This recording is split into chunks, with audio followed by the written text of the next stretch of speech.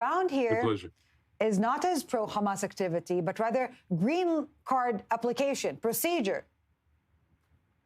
So right now it looks like the circuit court denied the habeas from the district court, and immigration is going to take action to put him back in custody and have him removed. Let's kind of move the drone or the lens back on the landscape here.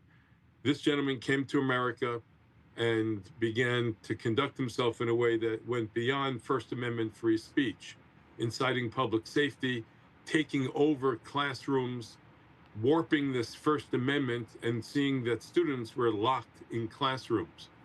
Safety, security, and restoring the peace is what happened in New York as Jews were threatened by radical Islamism and wokeism and support of Hamas. All of this happened under this gentleman's watch, veiled in the First Amendment.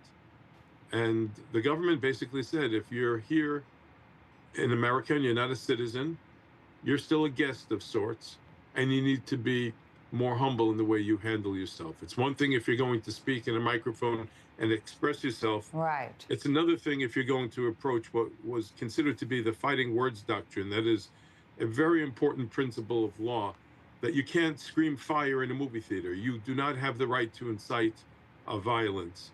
And the government is taking his entanglements with our international affairs, the pro-Hamas narrative, seriously enough to put him in removal proceedings. Well, so what happens next? Can he still get out of it, quote unquote? Well, the government is going to assume that they're going to file an appeal with the Board of Immigration Appeals and fight this decision. And he will have a few more bites at the apple.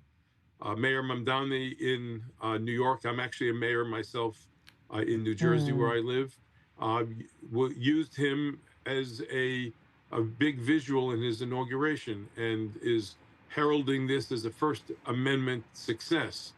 It isn't that. Don't kid yourself. When kids are stuck in classrooms and have to shelter in place because they're Jews, whether they wear a kippah or have a Magen David, this radical extremism cannot be tolerated in our nation, and the government will use whatever effective devices it has, particularly in the courts.